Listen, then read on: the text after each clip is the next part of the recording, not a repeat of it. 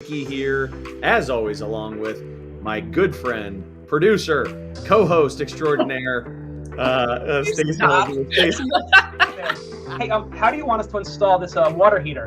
And then my coworker was like, I don't know, install the water heater. Like, why are you even asking me? He's like, well, I don't know if you know, but what you designed, it can't physically fit through the front door of this building. My class is only 40 minutes. So we have to get this done in 40 minutes. You have to clean up in 40 minutes. And then it also, when you use the miter saw, a lot of kids are scared of the miter saw, and you just see the difference in their confidence when they come in here compared to when they leave. They're excited. Be announcing a new county that's going to join us in Maryland, so we continue to spread it. And I'll say my peers across the country are starting to take this and adopt this at their local IEC chapters. Either AI assistant tools, you have AI master builder tools, and then you have kind of a bit of both that are 1 foot in BIM, in current processes, and 1 foot in AI. Said, Brett, in life, opportunity meets you at your level of preparation. She said, here's the keys, go forth and do great things. It's Morning Huddle time. Stacey, how are you this morning? Chad Fricke here with Stacey Holzinger. How are you, Stacey? I'm doing good. It's cold here. We got it 4 inches where we're at, so mind-boggling 4 inches. I was talking to no, it's been a while. Oh my God. Yeah, I mean, it's for me so nice to have some winter weather in winter, which we've been missing for the past 2 years. I know. In at least in the Mid-Atlantic. It depends on where you are in the country, right? But here, I know in certain swaths of the East Coast, it's been very little winter weather over the past couple of years. One of my longest standing and closest relationships is a contractor that bases a lot of their business on snow removal. Mm-hmm. It's been brutal. Past 2 years has been brutal. I was texting with one of the guys last night. I was like, hey man, let it snow. And he goes, it can't snow enough. Just keep going. Just keep going. It's really, really good for business. Really pretty. I enjoy it. So, but in Maryland, they still have to sign the contracts just to prepare for just in case for the year, right? Is that so it depends on like the type of contract. So there are some contracts where I know a lot of municipal contracts where they'd sign, like you said, just in case, where they're signing basically like a guaranteed amount so that they have this focused on call kind of snow removal service. Then there's a whole there that you can also sign up for as needed snow removal. So I was talking to somebody yesterday, business owner that has a property that, has a lot of parking lot. And he said, I think last year I wrote a grand total of $1,000 for snow removal, and so, he has an option that, in a year where we get nailed with snow, maybe he ends up writing $110,000 for snow removal.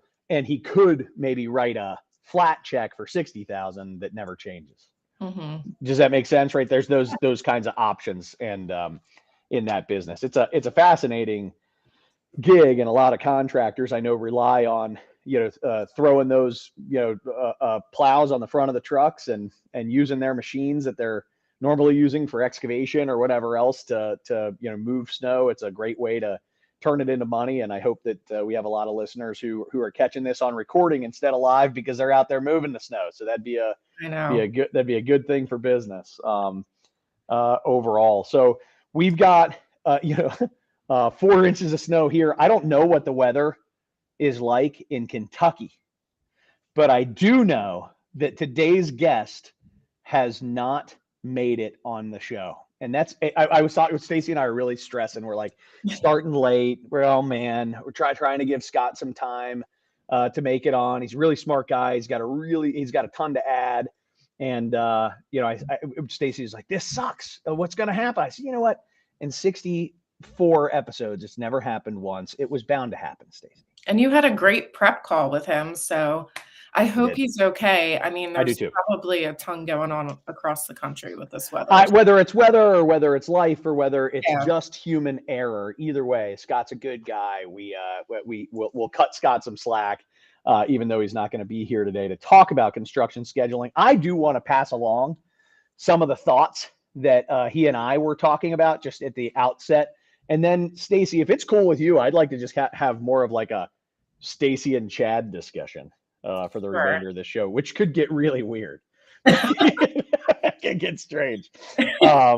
So I'm gonna, but first, I will. I want to talk a little bit about some of the ideas that Scott and I were batting around. So the big question about construction scheduling is, when is construction scheduling just an exercise? And I think a lot of the trade contractors that I work with have somebody who's a scheduling consultant. That when do they call the scheduling consultant? It's when they have to prove a point. It's when they have to try to secure a delay claim. It's when they have to try to convince their customer that that they're off schedule. And is it explaining the why they're off schedule?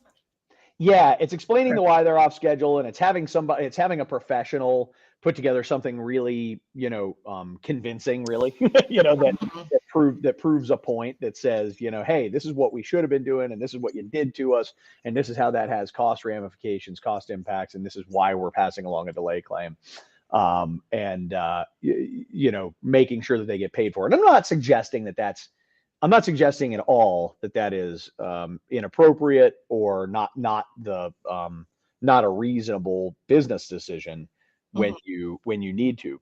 But I think what Scott would be saying if he were with us, and what I believe as well, is that scheduling shouldn't be something that you're just doing when things have gotten sideways, but you really should be taking a systematic, extremely thorough approach to scheduling from the outset, and doing an awesome job communicating your schedule to your customer, whether you're a trade contractor or a general contractor, communicating your schedule to your customer and making sure way before anything has gotten off track, people understand all the things that need to happen to keep the job on track. And when you do that, so if I say to you, Stacy, okay, I'm planning to do A, then B, then C. This is how I'm going to do it. These are the different things that need to be in place for me to do it. Now, Stacy, as my customer, I can't start B until you've got X, Y, and Z completed. If you don't have X, Y, and Z completed, I cannot start phase B.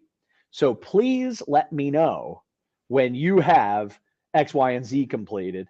Otherwise, I'm not going to be mobilizing to start B. And if, just as a side note, if we can't mobilize to start B by April, here's what that does to my manpower, and we've got to go here and we've got to go there, just so that you're aware up front. These are the kinds of conversations that nobody's having, right? That people aren't having thoroughly enough because everybody's too busy. Everybody's way too busy to have these types of conversations. But the truth is, if they slow down, like I probably shouldn't talking right now, if they slowed down and have these conversations up front as a habit, they'd actually be a little bit less busy putting out fires that could have been prevented with thorough planning. Right? How often are people meeting? I know they prepare like the 2-week, 3-week look ahead. Do you know how so there's a difference between this the term CPM schedule is a kind of like, and our good friend Mark Drury actually is somebody who could talk about this until the cows come home. Mark and I could if we could just pull Mark on right now, we could talk to him about this for about 2 hours. But the CPM schedule is the critical path schedule, and the critical path is the whole picture that shows essentially what the benchmarks, the milestones are along the way, and how a job must flow if it's going to meet end schedule. So there are certain aspects of construction that are on the quote unquote critical path. And there are other aspects of construction that are oftentimes not on the critical path. So for example, like we've got to have all of the concrete poured for, all the foundation in place for any of the conduit to be running into the building. I can't run my conduit into the building until there's actually a foundation to run my conduit into. So that foundation is on the critical path. But where on the other side, maybe sidewalks, for example, is something, or in general, site concrete may not be on the critical path until, very end of the schedule, if at all. So because they don't really impact other trades, coming in to do their thing. Point is this: there's this broad CPM schedule that is, I think, in too many cases, BS. It's not a real schedule. People aren't actually managing it. They're not actually living on that schedule. And instead, what starts to happen is everybody just falls into this 2-week look ahead, 3-week look ahead pattern. And imagine this happens, right? Like we start at the beginning, Stacy, and we say, hey, we're going to finish this by December. And here's the critical path to do that. At the beginning, we build this really beautiful plan. Right. That's scheduling, right? And it's good. And GCs do that at the outset. Most trade contractors should, most don't, honestly, do it at that level at the outset, which is crazy to me. But they should do that at the outset. But then I notice I repeat this term outset. What ends up happening is they don't stick to it. So now all we do is we get together and we talk about 2 weeks at a time. And it seems like a really good concept, but if we don't put 2 weeks at a time in context with the CPM schedule, we're going to find that we're not done in December. We're going to find that we're done in March. So we're not looking at the big picture enough. Correct. Yeah. And we're not also being honest about the real big picture and the impacts that that's having to everybody performing the work. So does that make sense? So like I was planning as a trade contractor, I was planning to be out here on this job. I priced it to be out here on this job for one mobilization. In other words, one time getting all my manpower out on that job. And I was planning to be out on this job for 6 weeks, one mobilization, 6 weeks. That's how I priced it. And I priced it that way to be aggressive, to make sure that I could both, meet your budget expectations as the customer and make some money, because I have to. Otherwise, what the hell am I doing in business as a business owner? And so I priced it that way. Now you as the customer have said, well, we're going to do this piece and then we're going to have you back later. So now that's not one mobilization, that's 2 mobilizations. And now not only are you saying I'm going to have you come back later, but when I come back later, it's not ready. So not only do I mobilize a second time, but I actually have to pull all my guys off the job again and come back to you when it's actually ready. And all said, I didn't spend 6 weeks on the project. I spent 11 weeks on the project. And the point is this: we all need to be more honest with each other through that whole process about cost impacts when you do that. And we need to do a way better job of actually managing the critical path. Right. And making sure that things stay on track so that we don't end up breaking the original plan. That's the message.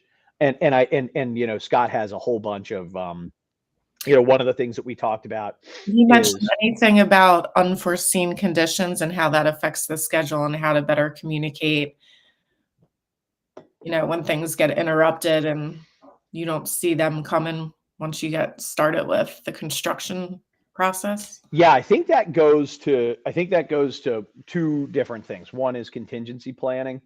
And there's always unforeseen conditions is always a funny topic for me. I do a lot of project partnering where I work with project teams with the owner and the general contractor and the trade contracting community and the architect and the design community, like all that stuff. I'll get like 30 people in a room and at the outset of a project and talk about relationship and trust and all that. But I'll also talk about the project and make sure everybody's, talking about. And unforeseen conditions always cracks me up because it's like they're unforeseen conditions, but we kind of know where they're going to happen if they're going to happen. The most common place for it to happen is in the dirt. It's in the site work on a base building project because oftentimes you don't know what you're going to find until you start digging. So do you have some time in your schedule for unforeseen? Okay. Yeah, so that's called float. So you have the critical path. And we're starting today and we're supposed to finish in December. And if we're smart, we're going to build in some float, but not just generalized float. Like, let's just add 20% float. But we're going to float is basically the wiggle room where we can go off of the critical path. And if we can build in float for in particular around the site, for example, and then maybe on long lead time items like a switch gear, we might be building in a little bit of float for what happens if the switch gear gets delayed, or what happens if we can't get key components of the building in place in time. So now that real CPM schedule that goes through December included a little bit of reasonable float wiggle room based on foreseeable unforeseen conditions. Does that make sense? Yeah. Is float determined based on each trade? Like, does the mechanical trade give a different timeline for float as the electrical contractor, or is it just in general of the entire project? So I'm not a scheduling professional, Stacy, even though I have this way of sounding really confident about shit I have no business sounding confident about. But no, I'm not a scheduling professional, but I'll share with you what I've seen and heard. Okay. And not necessarily like what's right or wrong. Right. I have heard people talk about evaluating the foreseeable challenges trade by trade on a particular project, the specifics about that project. Hey, it's a tight site. It's going to be very difficult for us to get the large equipment in, and we may have some challenges with that. This, mechanical schedule that we have for 340 days, we should probably build in some float into the mechanical schedule as we navigate getting equipment into this building and, getting permits from the city to shut down streets when we have to, put massive rooftop units on this or whatever it is. Right. Yeah. I've heard people talk about that being the most scientific way to create that. But I also believe that from an owner's perspective, if I'm an owner, look, man, I told you I wanted it done by December, figure it out is a part of the answer too. Right. I've heard that. Yes. Right.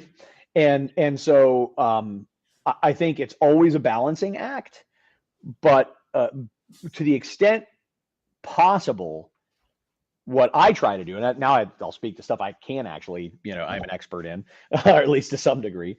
What I try to do is pull the owner together with the GC, with the design community, with the trade contracting community, to have honest conversations together, so that the owner isn't sitting on a perch demanding things that aren't possible from a general contractor, who then passes those unreasonable demands down to the subcontracting community, who then in turn are angry at and potentially go to war with this general contractor, and that bubbles back up to problems for the owner. Nobody wins in that scenario. So I think bringing it back to the concept of scheduling and how scheduling helps with all of that, it really is just an exercise in brutal honesty with each other if we're doing it right, both from the start and all the way through construction.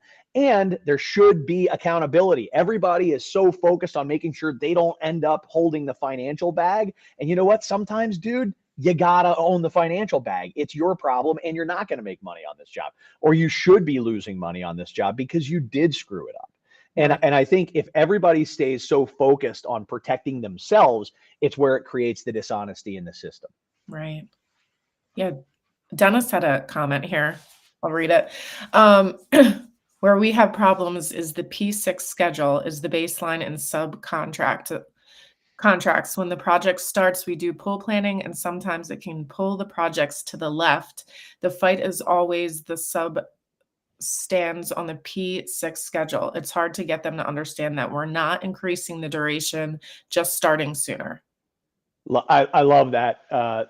So some subcontractors will take this to the extreme, where what I'm talking about, like, hey, you gotta communicate your schedule expectations and make sure that the general contractor knows this is how we planned it, this is how we need to show up, and this is how we need to build it in order to be financially secure. Otherwise, there's going to be cost impacts for you. When he's talking about P6, it's Primavera's the known scheduling, the top scheduling software in the market. And so the general contractor puts together this Primavera schedule, the CPM schedule, the critical path schedule that I mentioned, that I referenced. And the thought process is, hey, if your plan was 6 weeks and one mobilization in March, if we're kicking ass and we happen to want you in January, that's not a cost impact to you. If we're still one mobilization in 6 weeks. Now, what I'd say to Dennis, who, by the way, Dennis, thank you so much for being a contributor and an ongoing audience member. We love having you here. But what I'd say to Dennis is that probably the thing that's going unspoken in all of that is just the overall manpower planning status for the trade contractor, where they're like, yeah, but I'm on another job in January, and I was really planning to start this one in March. And that's not Dennis's problem. That's not the general contractor's problem. But I do think if we can create an environment where everybody can just be honest about those things, we can collaborate. And Dennis can say, okay, cool. Look, I'm not going to force you to do something that you can't do in your business or that's going to blow the wheels off, but can we work on, can we collaborate? Can we work on this together? Can we find a middle ground? Can I get you to get this and this started in January, which will help the process, because look, it's not my, you don't get to have a claim because I wanted you in January instead of March. That's not fair. You don't get to have a claim for that. Don't make demands, but rather maybe suggest and give and take type of situation when things.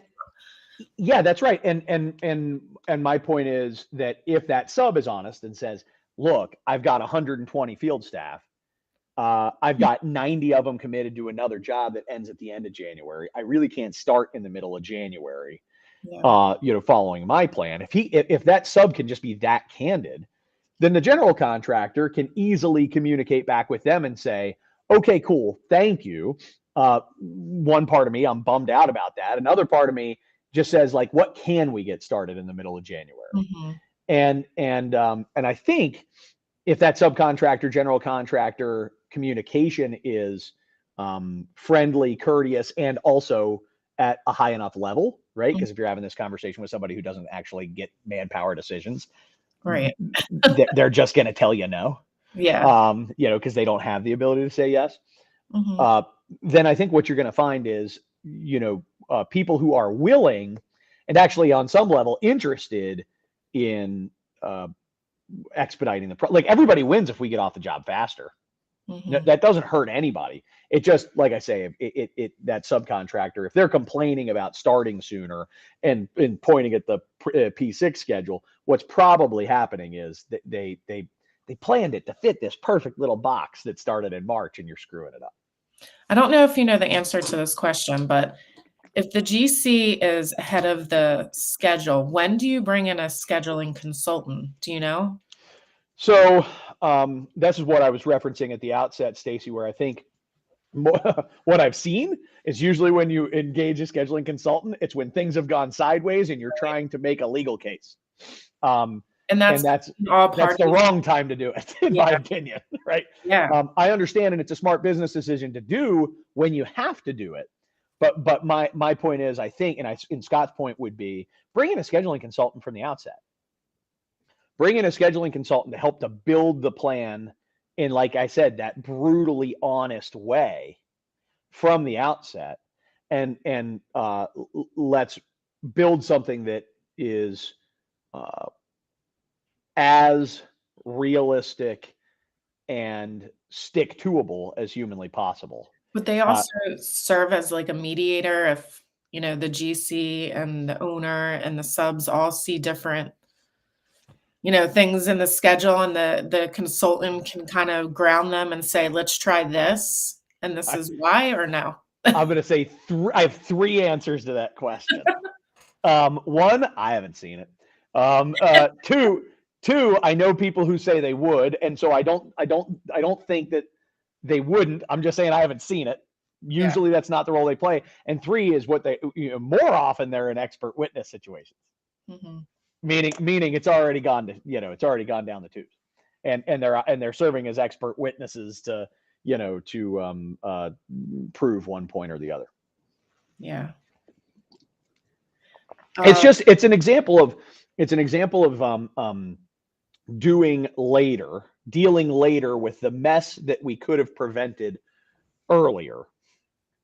And let's be clear, having an awesome schedule does not make sure that the job is perfect, but it's one aspect, I think, of having a as perfect a job as you can create, is having a very realistic schedule. And I think also, all right, so let's put this on the table.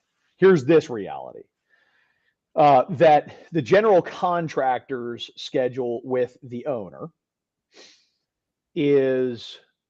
has in most contracting methods, not all, but in most delivery methods, has a significant impact on what the on what the general contractor will make. Mm-hmm. So the easiest way to describe this to the audience very quickly, and a lot of the audience is going to roll their eyes and be like, dude, we know this, but I'm still going to say it anyway, is that for a general contractor, there's this concept called general conditions. And general conditions, basic in basic terms, is the direct resources that the general contractor has on the project, such as the superintendent, the assistant superintendent, the project manager, the assistant project manager, the project engineer, the job site trailer, the dumpsters, all these different things that fit into this bucket of like, these are the costs we have to run your job. Mm-hmm.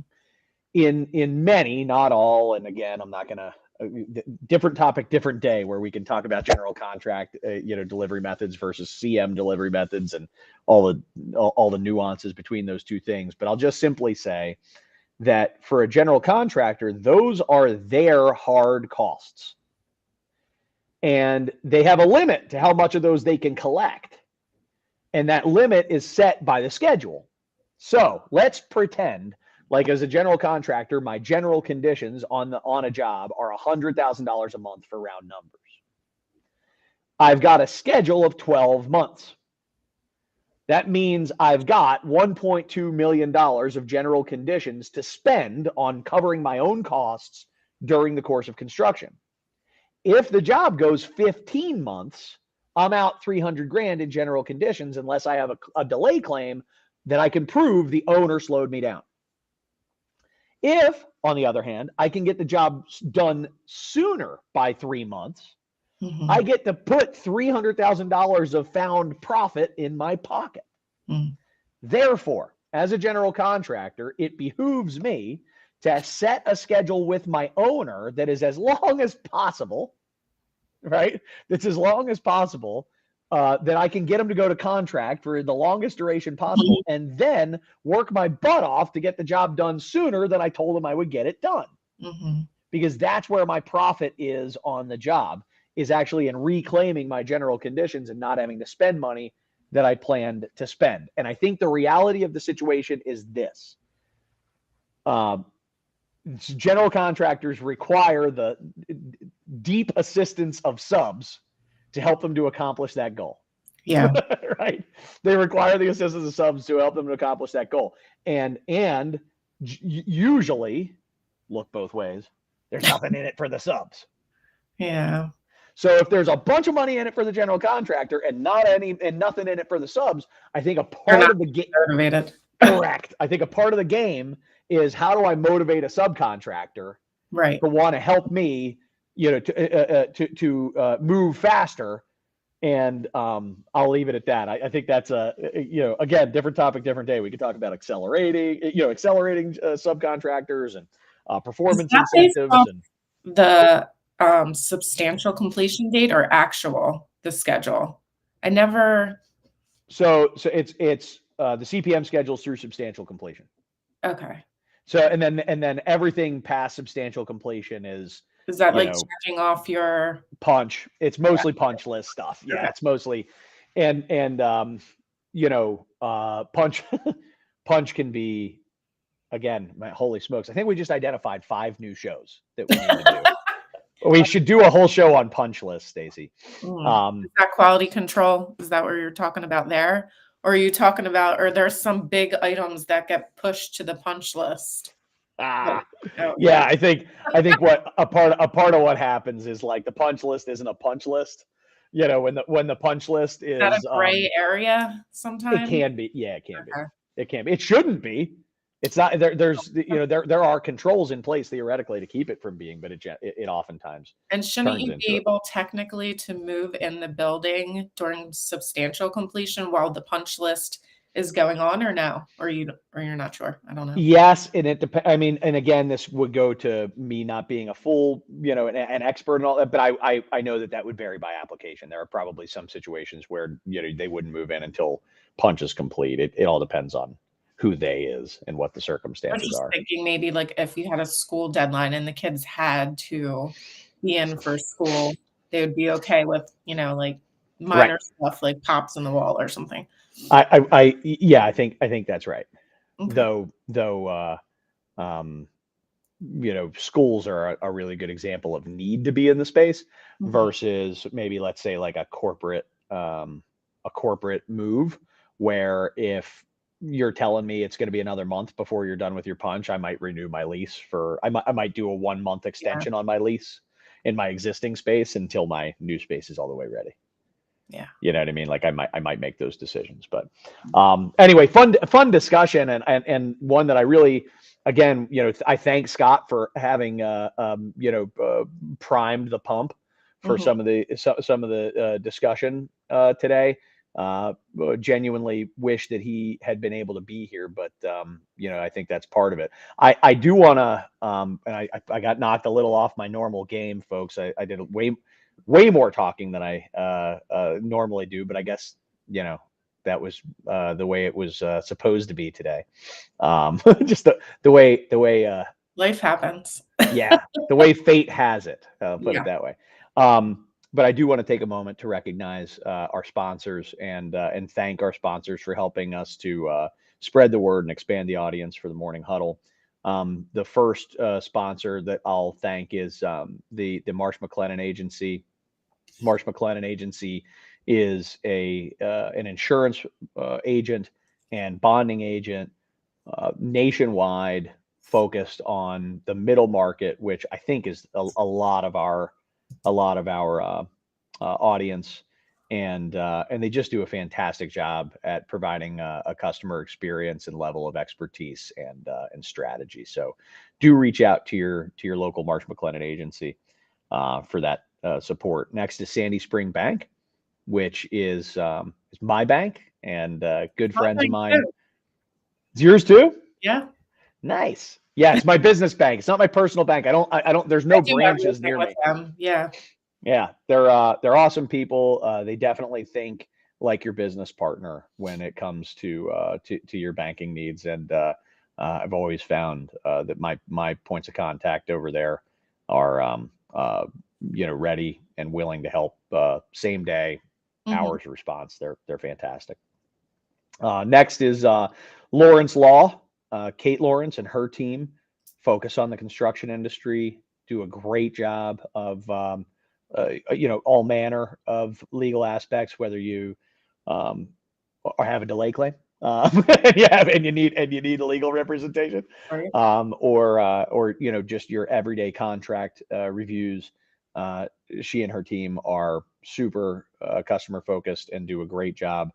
I know a lot of their customers, and they're very happy with Lawrence. So please reach out to Lawrence Law. And then lastly, from an accounting firm, we have Katz Abosch, which is a Baltimore, D.C.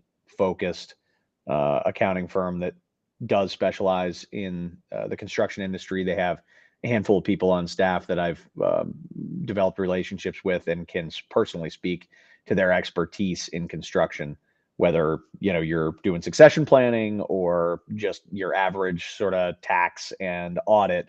They're great with everything from the nuts and bolts to the consulting and strategy piece specific for construction firms. So do reach out to Katz Abosch. All right, good. Stacy, what do you think? Do we have any other questions? No, that's it for that. But I did want to talk about next week. So I'm excited for this discussion because obviously it's my topic. We're going to talk about 2024 marketing strategies. You know, marketing changes so frequently, especially with AI and everything. So we have Matt Graves joining us from Construction Yeti. He has a really great newsletter called Construction Curiosities that comes out weekly. He also has a great following on Instagram. He'll talk to you about. And then I have Jonathan Core coming on, and he does strictly social media. We have a lot of overlap, but I love his posts. I've been talking to him and following him for quite a while, and he's pretty dead on with some of his social strategies. So he'll tell you about that. And then I think I'll cover some out of the box marketing strategies that I've seen and, you know, where the construction industry is headed for this next year. So we're excited for that one. Awesome. Awesome. Yep. All right, good. Yeah, next week, if this week was me doing a lot of talking, next week will be you doing a lot of talking, Stacy. Oh my God. I'm looking forward to that one. Yeah. We're all talkers, we're marketing professionals. So I'll be taking notes. No doubt about it. All right. Well, thank you for helping me to roll with this today, Stacy. I was glad to actually be able to hopefully add value in the intended content that we had planned. So yeah, thank you for helping to interview me through that process. That was kind of you. I'll follow up with Scott and I'll see if we can do some tips in the recap of this and figure out what we missed. So you can check out for an email for that. And hopefully we can get him rescheduled because I think this is an important discussion. So it is. All right. Well, all the best. Stacy, have a great week. We'll see you next week. So see ya. See y'all.